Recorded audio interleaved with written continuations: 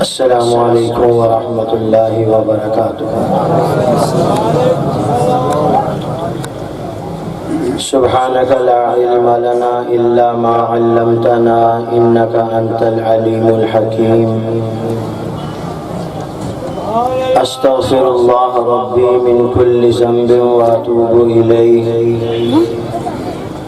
الحمد للہ الذی انزل الکتاب والحکمہ والصلاة والسلام على رسوله نبی الرحمہ وعلى آلہ واصحابہ اولی العزم والہمہ۔ یا رب لک الحمد کما ينبغی لجلال وجہک وعظیم سلطانک، وأشهد أن لا إله إلا الله وحده لا شريك له، وأشهد أن سيدنا ومولانا محمدا عبده ورسوله، أرسله بالحق بشيرا ونذيرا وداعيا إلى الله بإذنه وسراجا منيرا۔ اللهم صل على سيدنا ومولانا محمد النبي الأمي وعلى آله وسلم تسليما، وصل كذلك على جميع الأنبياء والمرسلين وعلى الملائكة المقربين وعلى عباد الله الصالحين وعلى كل من تبعهم بإحسان إلى يوم الدين۔ أما بعد فأعوذ بالله من الشيطان الرجيم، بسم الله الرحمن الرحيم۔ ما كان محمد أبا أحد من رجالكم ولكن رسول الله وخاتم النبيين، وكان الله بكل شيء عليما۔ قال رسول الله صلى الله عليه وسلم: إنه سيكون في أمتي كذابون ثلاثون كلهم يزعم أنه نبي، أنا خاتم النبيين لا نبي بعدي، أو كما قال رسول الله صلى الله عليه وسلم۔ صدق الله العظيم وصدق رسوله النبي الكريم۔ میرے انتہائی واجب الاحترام حضرات علماء کرام، سامعین محترم، بزرگان ملت، مدرسہ شمس العلوم کی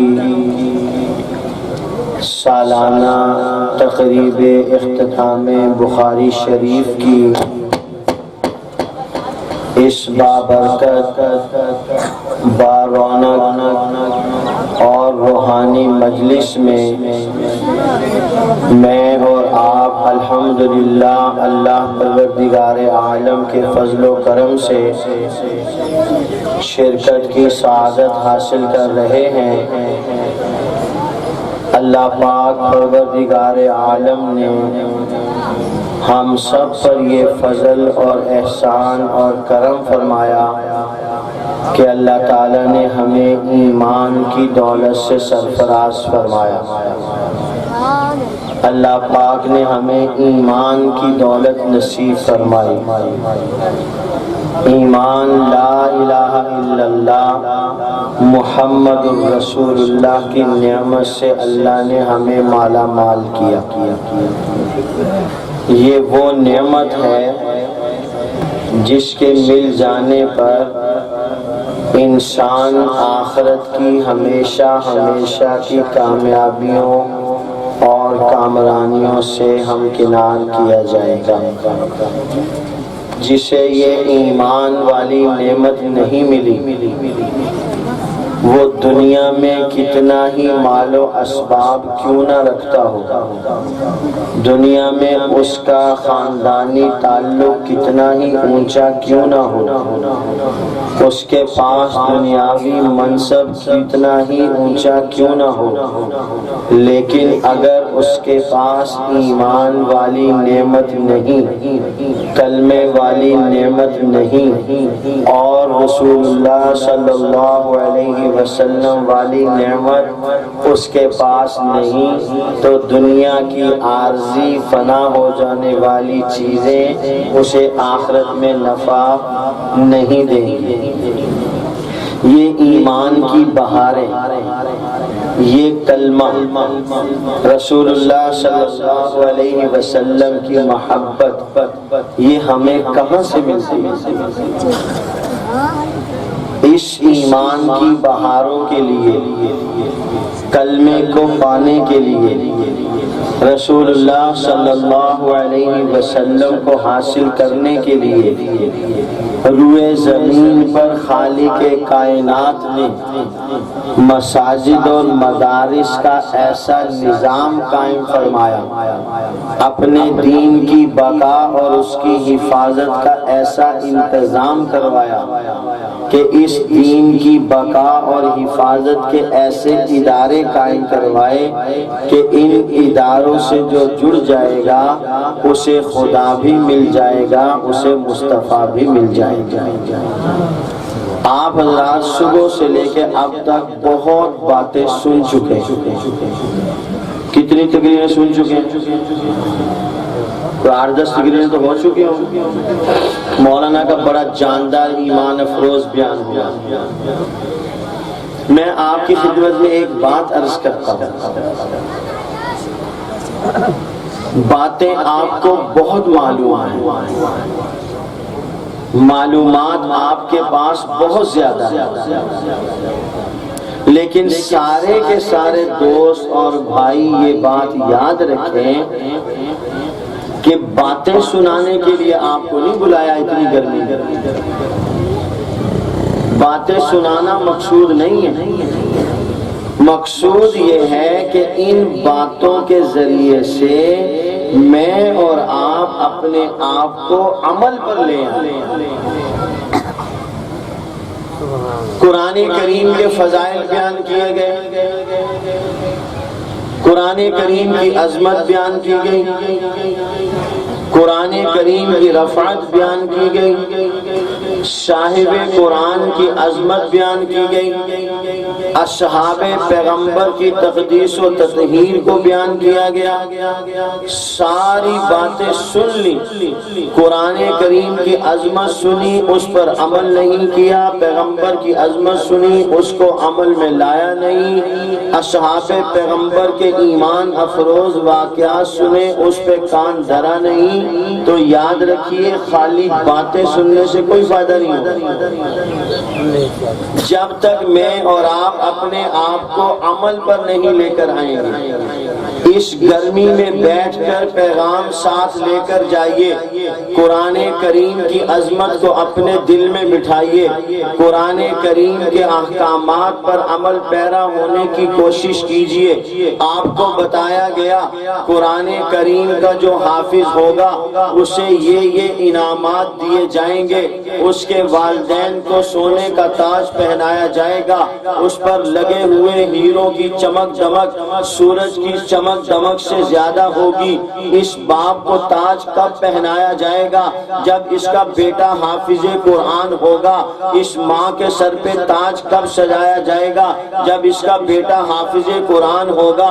عالم دین نے یہاں منبر پر بیٹھ کر آپ کے سامنے قرآن کریم کی فضیلت کو بیان کیا، آپ نے سبحان اللہ کہا، وہ اپنا بیان کر کے فارغ ہوئے، آپ سبحان اللہ کہہ کے فارغ ہوئے، آپ نے اپنے بیٹے بیٹے کو مدرسہ شمس العلوم میں قرآن کریم حفظ کرنے کے لیے بھیجا نہیں، تو پھر یاد رکھیے اللہ کے حبیب نے حافظ قرآن کریم کے باپ کے لیے جو انعامات و اکرامات مقرر کیے وہ اسی صورت میں ملیں گے جب بیٹا قرآن کا حافظ ہوگا، جب بیٹا قرآن پر عمل کرے گا۔ میں آپ کی خدمت میں عرض کرتا ہوں، اللہ کا قرآن کہتا ہے الم یأنی للذین آمنوا ان تخشع قلوبہم لذکر اللہ، یہ اللہ کا قرآن نازل ہوا تمہارے دلوں کو بدلنے کے لیے، یہ اللہ کا قرآن نازل کیا گیا ویرانوں کو آباد کرنے کے لیے، یہ اللہ کا قرآن نازل ہوا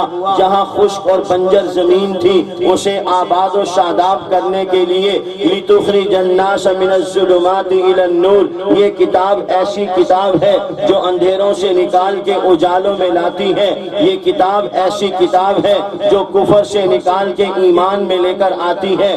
اللہ کا قرآن یہ کہتا ہے الم یأنی للذین آمنوا ان تخشع قلوبہم لذکر اللہ۔ آپ نے فضائل قرآن سنے، آپ نے صاحب قرآن کی عظمت سنی، آپ نے اصحاب پیغمبر کے ایمان افروز واقعات سنے، اس ایمان کی بقا کے لیے ان کی جان نثاری کو سنا، اس ایمان کی بقا کے لیے ان کی فداکاری کو سنا، اس ایمان کے تحفظ کے لیے ان کے جذبات کو آپ نے سنا، عمل کی زندگی میں لائے نہیں۔ الم یأنی للذین آمنوا ان تخشع قلوبہم لذکر اللہ، جیسے غفلت کی زندگی پہلے گزر رہی تھی، جیسے اللہ کی نافرمانی پہلے ہو رہی تھی، جیسے معصیت الہی میں پہلے ڈوبا ہوا تھا، جیسے اللہ کے محبوب کو پہلے بھولا ہوا تھا، جیسے اللہ کے محبوب کی سنت اس سے پہلے دور تھی، جیسے پیغمبر کی خدمات اس سے پہلے اوجل تھی، جیسے پیغمبر کی زندگی اس کی زندگی سے پہلے دور تھی، اس قرآن کے آ جانے کے بعد، اس فیصلہ کن بات کے آ جانے کے بعد، اس کلام برحق کے آ جانے کے بعد، اس فیصلہ کن بات کے آ جانے کے بعد بھی اس کی زندگی میں انقلاب نہیں آیا۔ اللہ فرماتے ہیں اگر تم آج نہیں ڈرتے، تمہارے دل آج نرم نہیں ہوتے، تمہارے دلوں پہ آج خشیت الہی طاری نہیں ہوتی، تم قبر سے نہیں ڈرتے، تم حشر سے نہیں ڈرتے، تم میزان سے نہیں ڈرتے، تو پھر تم کس چیز کے انتظار میں ہو؟ پھر تم کس چیز سے ڈرو گے؟ تمہیں کون سی چیز آگے ڈرائے گی؟ تمہارے لیے ہم نے آخری کتاب بھیج دی، آخری پیغمبر بھیج دیا، آخری دین بھیج دیا، آخری کلام اور شریعت کو بھیج دیا۔ اب اس دین کے بعد کوئی اور دین نہیں آئے گا، اس شریعت کے بعد کوئی اور شریعت نہیں آئے گی، اس کلام کے بعد کوئی اور کلام نہیں آئے گا جس کے تم انتظار میں بیٹھے ہو کہ نیا کلام آئے گا، نیا دین آئے گا، نئی شریعت آئے گی، نیا نبی آئے گا۔ ہم اس نبی کی تعلیمات کو سنیں گے، اس نبی کی تعلیمات پر عمل کریں گے، نئی کتاب آئے گی اس کی تلاوت کریں گے، نیا دین آئے گا اس کو سمجھیں گے، نئی شریعت آئے گی اس پر عمل کریں گے۔ اللہ کا قرآن ببانگ دہل 1450 سال پہلے کہہ چکا ہے الیوم اکملت لکم دینکم واتممت علیکم نعمتی ورضیت لکم الاسلام دینا ان الدین عند اللہ الاسلام ومن یبتغی غیر الاسلام دینا فلن یقبل منہ۔ اب تمہارے لیے یہی دین ہے، یہی شریعت ہے، یہی کتاب ہے، یہی قرآن ہے، یہی نبی ہے، یہی کامیابی ہے، یہی کامرانی ہے۔ آج تمہیں عمل کرنا ہوگا، اسی دین کے مطابق چلنا ہوگا، اسی شریعت کے مطابق چلنا ہوگا، اسی کتاب پر عمل کرنا ہوگا، تب جا کے آپ کہیں اللہ کے ہاں کامیابی اور کامرانی سے ہمکنار کیے جائیں گے۔ میرے محترم دوستو، عبداللہ بن مبارک جنہیں حدیث کی دنیا میں امیر المؤمنین فی الحدیث کہا جاتا ہے، یہ اپنا واقعہ لکھتے ہیں کہ میں ابتدا میں دین سے دور تھا، گانا گانے کی مجلسوں میں شریک ہوتا تھا، ایسی مجلسیں ہوتی تھیں جس میں گانے ہوتے، محفل سرور ہوتی، ہم اس میں جاتے، رات تک ہم اپنے پروگرام کو چلائے رکھتے۔ ایک رات ہم ایک باغ کے اندر اسی گانے کی محفل میں گئے ہوئے تھے، گانا گانے والے گاتے رہے، سننے والوں کا شوق بڑھتا رہا، ان کے شوق نے گانے والوں کے جذبے کو اور بڑھا دیا۔ میں اس مجلس سے تھک کے قریب میں ایک درخت تھا، اس کے نیچے نیچے جا کے لیٹ گیا. جب میں اس درخت کے نیچے جا کے سویا تو مجھے خواب آیا. میں نے خواب میں دیکھا کہ ایک بہت خوبصورت چھوٹی سی چڑیا ہے, وہ درخت کے اوپر بیٹھی ہے, وہ قرآن کریم کی یہ آیت تلاوت کر رہی ہے, الم یأن للذین آمنوا ان تخشع قلوبہم لذکر اللہ. کیا ہو گیا تمہیں, تم ابھی بھی رب سے غافل ہو. قرآن آ جانے کے بعد کیا ہو گیا تمہیں, تم ابھی بھی محمد الرسول اللہ سے دور ہو. قرآن آ جانے کے بعد کیا ہو گیا تمہیں, تمہارا دل و دماغ ابھی بھی اللہ کی طرف متوجہ نہیں ہوا.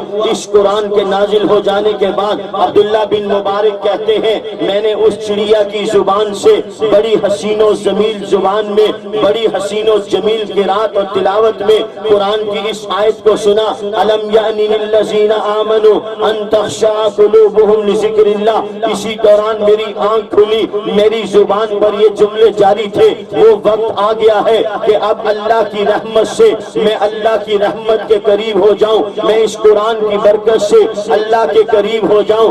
آئیے میں اور آپ اپنے اس مدرسے کے توسط سے, منعقدہ جلسے کے توسط سے اپنے آپ کو اس بات پر لے کر آئیں کہ اپنے ایمان کی حفاظت, اپنے اہل و عیال کے ایمان کی حفاظت اس فتنے کے دور میں جہاں ہر گلی کوچہ اور بازار کے اندر فتنوں کا انبار لگا ہوا ہے. کہیں قادیانیت کا فتنہ نظر آئے گا, کہیں عیسائیت کا فتنہ نظر آئے گا, کہیں انکار حدیث کا فتنہ نظر آئے گا, کہیں محمد الرسول اللہ کی عزت و آبرو کو تار تار کرنے کا فتنہ آئے گا, کہیں دفاع ناموس رسالت کے قانون کو ختم کرنے کا فتنہ آئے گا. اس فتنے کے دور میں, اس فتنوں کے تلاطم میں میری آپ کی ذمہ داری بنتی ہے کہ ہم اپنے ایمان کی حفاظت کریں, اپنے اہل و عیال کے ایمان کی حفاظت کریں. ایمان کی حفاظت ہوگی ایمان کی درسگاہوں سے, ایمان کے مدرسوں سے جہاں اللہ کا قرآن پڑھایا جاتا ہے. آپ اور میں ایمان والی مجلس میں بیٹھیں گے, اللہ کی بات سنیں گے, مدرسے میں آئیں گے, محمد الرسول اللہ کی بات سنیں گے, اللہ کے حبیب کی بات سنیں گے. آپ نیک لوگوں کے پاس بیٹھیں گے, وہ آپ کو قرآن کی بات سنائیں گے. آپ مدرسے میں آئیں گے, آپ مسجد میں آئیں گے, آپ کسی جلسے میں آئیں گے, وہ آپ کو قرآن کی بات سنائیں گے, وہ آپ کے ایمان کی حفاظت کرے گی. امام اعظم ابو حنیفہ نعمان بن ثابت رحمت اللہ علیہ, یہ جو پروگرام ہے, یہ جو محافل ہیں جن میں میں اور آپ شریک ہوتے ہیں,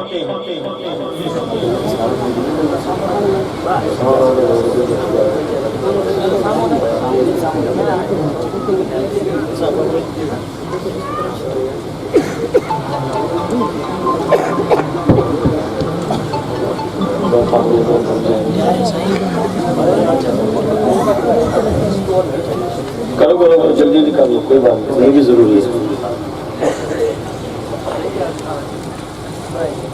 ماشاءاللہ یہ دیکھیں جی, اب آپ نے انشاءاللہ ماشاءاللہ ان کو بہت اچھی طرح غور سے دیکھ لیا, ایک دفعہ پھر دیکھ لیا ماشاءاللہ. جنہوں نے اب تک نہیں دیکھا وہ بھی دیکھ لیا سب نے ماشاءاللہ. ان کی برکت سے میں اور آپ اکٹھے ہوئے. یہ آج عالم فاضل ان کے سروں پہ دستار فضیلت باندھی جائے. اللہ تعالیٰ نے ان کو علم دین نصیب فرمایا. رسول اللہ صلی اللہ علیہ وسلم کی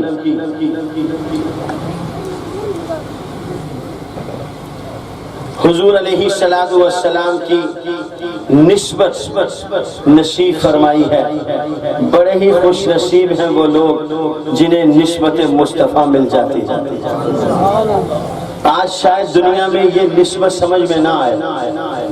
جب آنکھ بند ہوگی تو پھر اس نسبت محمدی کا پتہ چلے گا کہ جس کی محمد الرسول اللہ سے جتنی نسبت تھی اسے اللہ نے محمد الرسول اللہ کا اتنا ہی قرب نصیب فرمایا ہے. اس فتنے کے دور میں اپنے آپ کو فتنوں سے بچانا, اپنی نسلوں کو فتنوں سے بچانا, بالخصوص قادیانیت کا فتنہ جو ہمارے علاقوں میں انڈر گراؤنڈ مرزائیت اور قادیانیت کو پھیلانے کی ناکام کوشش کرتا ہے۔